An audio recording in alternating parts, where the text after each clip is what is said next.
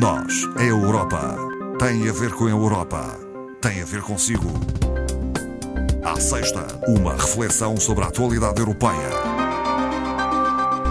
Esta sexta-feira voltamos a conversar com Marco Teles, do Centro de Informação Europe Direct Madeira. Está connosco em estúdio. Boa tarde. Boa tarde, Marta. Marco Teles, vamos ao primeiro tema que traz até esta emissão e que tem a ver com a celebração da Semana Europeia contra o Cancro. Está a decorrer, passa um pouco despercebido no meio de toda a outra informação sobre a Covid-19.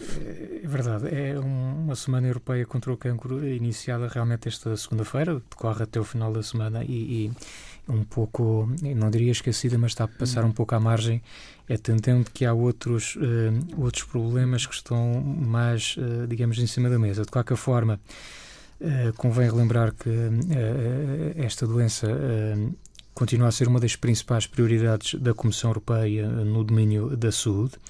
Aliás, existe mesmo o chamado Plano Europeu de Luta contra o Cancro, um plano que de resto até foi submetido a uma consulta pública já em fevereiro deste ano e que terminou sensivelmente há cerca de uma semana ou duas. Portanto, ainda não há dados desta consulta pública, mas, portanto, esteve aberta durante imenso tempo. E, portanto, este plano europeu, como seria de esperar, assenta sobretudo em 4 pilares, que é na questão da prevenção, o diagnóstico precoce, depois a componente de tratamento e, obviamente, os cuidados de acompanhamento.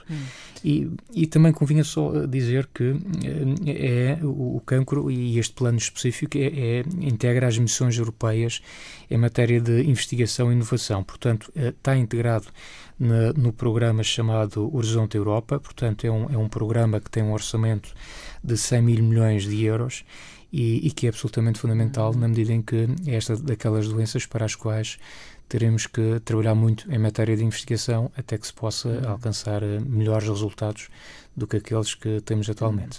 O CIED de Madeira vai associar-se ao Núcleo Regional da Madeira da Liga Portuguesa contra o Cancro para organizar uma prova agora em junho?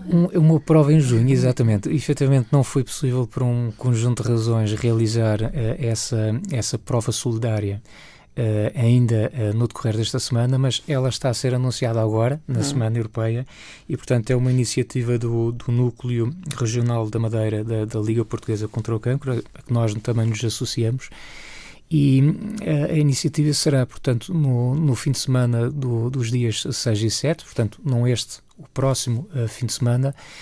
Nós convidamos, na verdade, toda a gente a promover um bocadinho de exercício físico. Isto é, quem faz uma caminhada, quem gosta de correr, nadar ou até pedalar, portanto, aqui as valências todas incluídas, pode então inscrever-se preenchendo um formulário que esse formulário está disponível no site da Liga Portuguesa contra o Cancro.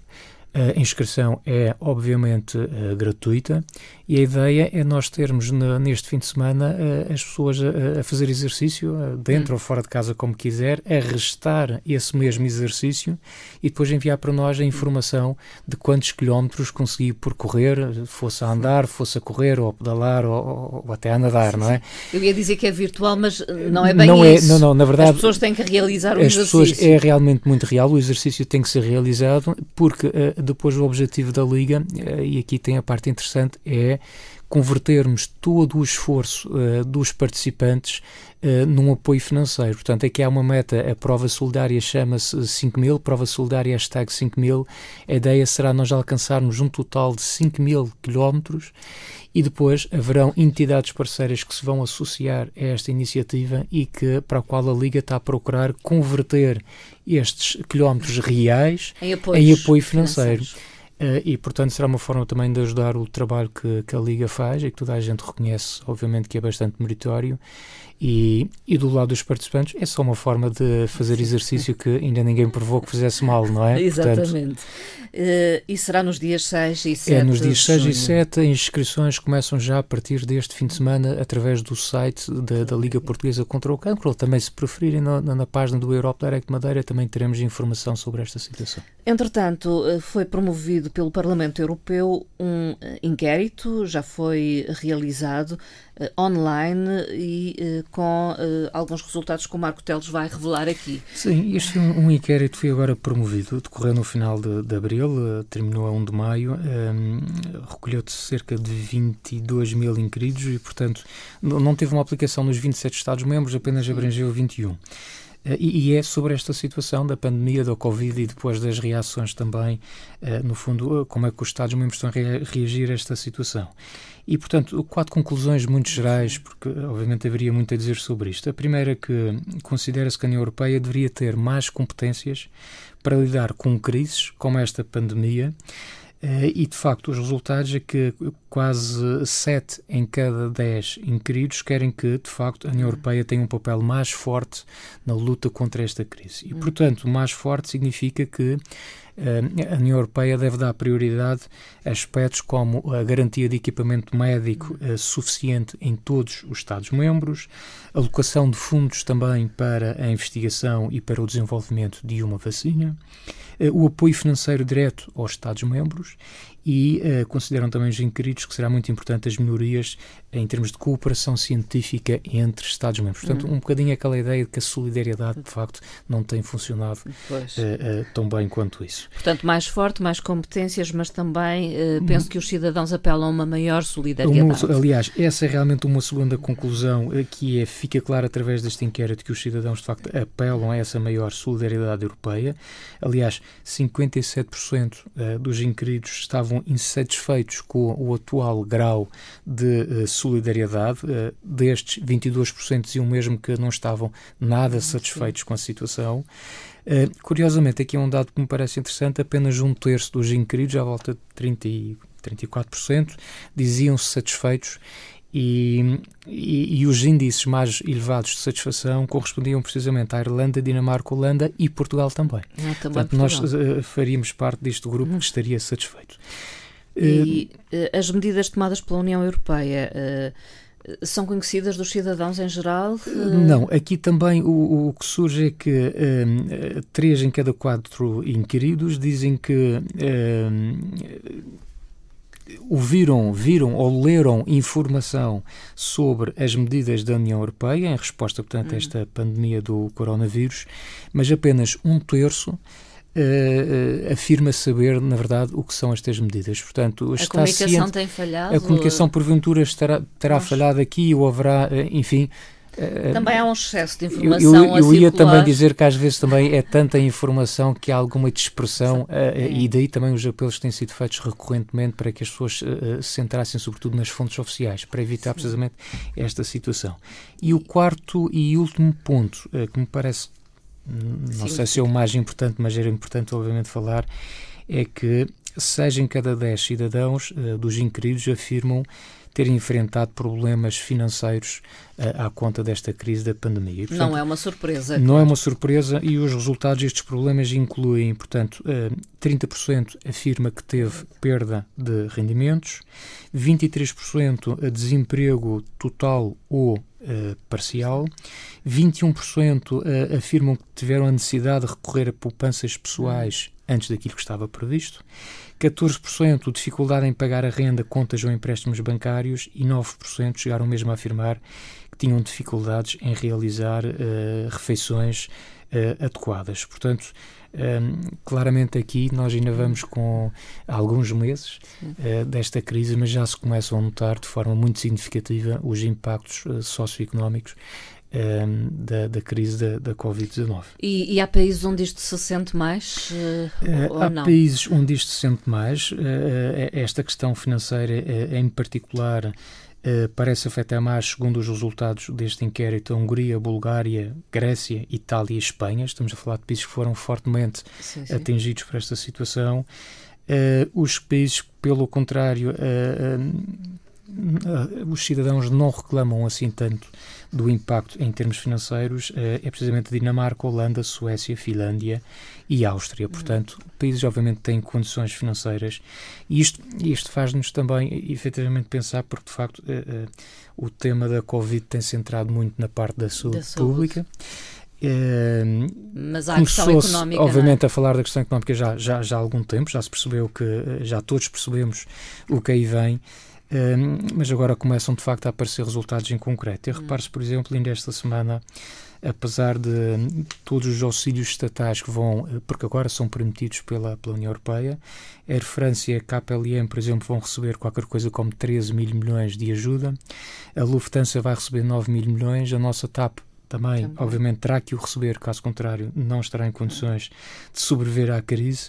Não obstante todo este dinheiro que vai ser injetado nas companhias aéreas, que obviamente é um setor muito afetado por esta crise, a TAP já anunciou despedimentos na ordem dos 1.700 trabalhadores, a Eli Itália à volta de 2.000, a Ryanair 3.000, Lufthansa 10.000, a British Airways 12.000, e, por exemplo, não sendo europeu, mas só para termos aqui uma dimensão, uma escala da realidade, portanto, a Emirates, por exemplo, já fala em despedir 30.000 funcionários à conta desta situação. É catastrófico. É catastrófico, e a juntar a este setor que é muito...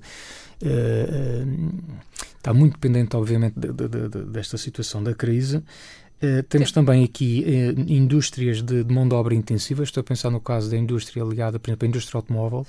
A Renault acaba de anunciar também que no mundo inteiro pretende despedir 15 mil funcionários, cerca de quase 5 mil são trabalhadores das fábricas na própria França, no seu próprio país, na origem. A Nissan também pretende encerrar agora em Barcelona, são 3 mil trabalhadores que estão, portanto, em risco de perder o seu emprego, e, portanto, eu diria que a processão vai ainda no adro, estamos apenas a começar, mas já se percebeu que virão dias difíceis nos próximos tempos, não é? A União Europeia tenta dar resposta a todas estas dificuldades que se colocam aos Estados-membros, e vai avançar naquilo que se chama, ou se diz ser, o Plano Marshall para a Europa, numa alusão a um plano que foi instituído na altura do final da Segunda Guerra, se não estou em erro. Exato. Este plano, como já lhe chamaram, um Plano Marshall para a Europa, no sentido de dizer que, de facto, tem que ser um plano ambicioso. Tem havido muita expectativa em torno da resposta da Comissão nesta matéria. E, de facto, esta semana, a Presidente da Comissão Europeia, perante o Parlamento Europeu, numa sessão plenária extraordinária, esteve, de facto, a explicar, então, finalmente, em que é que consiste este plano. Havia muitas dúvidas, umas versões mais otimistas, outras mais pessimistas, e, de facto, este é um plano ambicioso, responde a uma crise sem precedentes e muito diferente daquelas outras que nós tivemos. Por exemplo, em 2008, a crise ligada ao setor imobiliário, e depois teve os ecos e os efeitos colaterais que teve, a crise também dos refugiados de 2015, portanto, esta é uma crise, de facto, muito diferente, mas também esta resposta surge um bocadinho como inovadora, na medida em que apoia-se no financiamento através da emissão de dívida europeia. Portanto, na verdade, isto significa que, em termos práticos, a Comissão apresentou esta semana um novo instrumento que chamou-lhe de Nova Geração EU, e é um pacote que está estimado na ordem dos 750 mil milhões de euros. Acabou por ser uma surpresa chegar-se a esse entendimento. Sim, que havia duas fações, digamos assim. Havia aqui uma dúvida também. Haviam várias dúvidas. Uma tinha a ver com o valor que seria proposto para fazer face a esta crise. E a outra situação era de que forma que depois esse dinheiro poderia chegar aos Estados-membros, não é? Portanto, se isto seria por via de empréstimos, seria por via de subvenções. E, portanto, este é um pacote generoso e que surge do equilíbrio entre as duas possibilidades. Portanto, há aqui uma parte que chegará aos Estados-membros sob a forma, de facto, de subvenção, portanto, é dinheiro que será dado aos Estados-membros para enfrentar esta crise, e a outra parte será sob a forma de empréstimos em condições, obviamente, muito favoráveis. Mas não se deixam cair, digamos, apostas desta Comissão Europeia, como a ecologia e o digital. Não, antes pelo contrário. Aliás, a ideia, segundo a Comissão, a ideia da Comissão Europeia, e que a Comissão, no fundo, apresentou perante os deputados do Parlamento Europeu, é pegarmos neste desafio, nesta crise que estamos a enfrentar agora, e transformar isto numa oportunidade.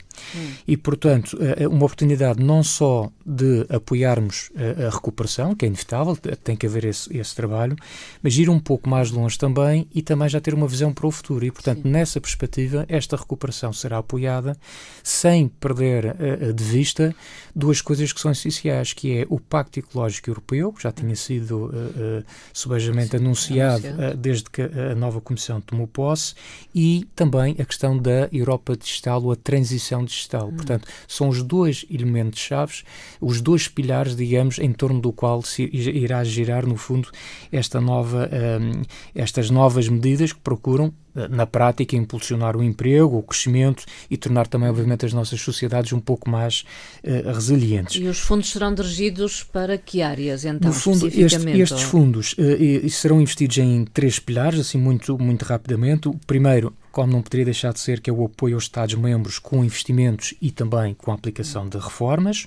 O segundo, que é o relançamento da economia da União Europeia através de incentivos também aos investimentos privados.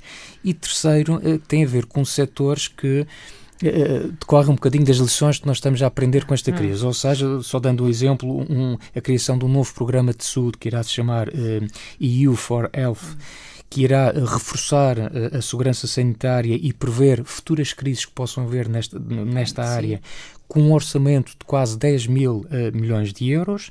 Haverá também um estímulo adicional de 2 mil milhões de euros a um programa que já existe, que é o Mecanismo de Proteção Civil da União Europeia, o RESC-EU, do qual, aliás, já falamos também aqui neste programa, e haverá também ainda um montante de quase 95 mil milhões de euros para o programa Horizonte Europa, onde está incluído, por exemplo, a investigação e que será, obviamente, também fundamental para esta resiliência da sociedade que se pretende alcançar no futuro. E como é que vão poder aceder a estes fundos os Estados-membros da União Europeia? Aqui também havia essa dúvida, a pergunta é bastante pertinente, que é, então, isto será sobre uma forma, será uma repetição da Troika, será um conjunto de exigências e um modelo já pré-concebido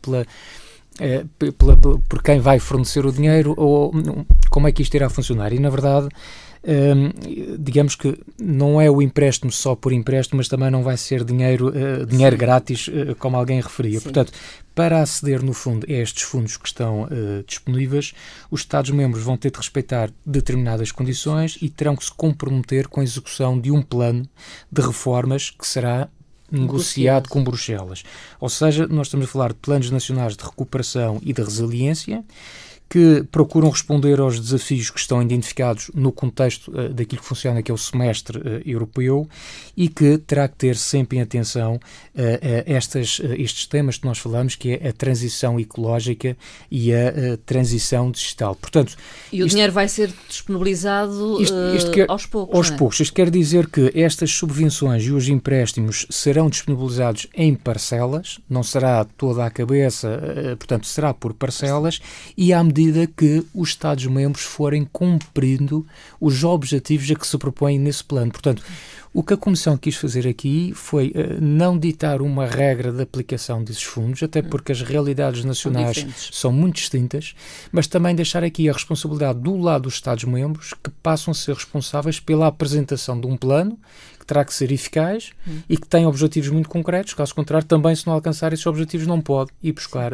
essas verbas. E, portanto, este foi um plano que...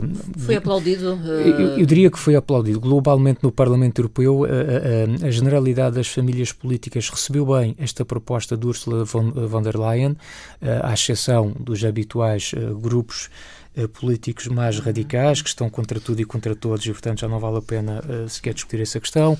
O próprio Presidente da República, o nosso Presidente da República, elogiou Ursula von der Leyen pela coragem que demonstrou, dizendo até, achei piada a expressão, dizendo que Ursula tinha tido um momento Delors, fazendo uma alusão ao Jacques Delors e à coragem que teve noutros momentos, noutros contextos, na edificação do projeto europeu.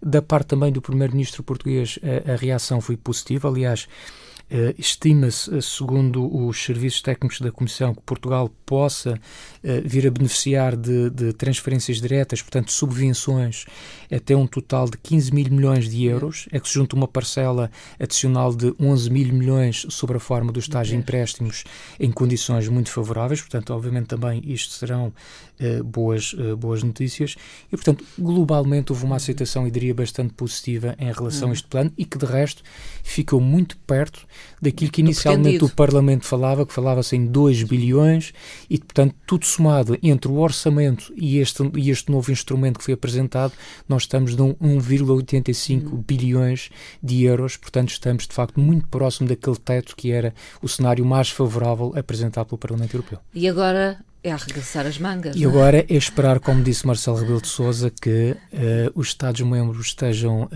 de acordo, que impere o bom senso, porque de facto é preciso que estejam todos de acordo. Tem que votar todos favoravelmente a esta proposta e, como nós já percebemos, há maneiras diferentes de ver esta questão de combater a crise e, portanto, nós vamos ter que aguardar pelo Conselho Europeu, que está previsto para 19 de junho. Portanto, estas coisas nunca se resolvem de um dia para o outro, leva sempre o seu tempo, mas a esperança é que, de facto, este plano, parece que, do ponto de vista do Parlamento Europeu, ele irá, obviamente, ter o voto favorável, mas a grande dúvida está aqui ao nível do Conselho Europeu. Portanto, saber como é que os Estados-membros vão então se posicionar face a esta nova proposta. Vamos aguardar. Marco Teles, muito obrigada pela participação uma vez mais. Obrigado, Marta. Até à próxima.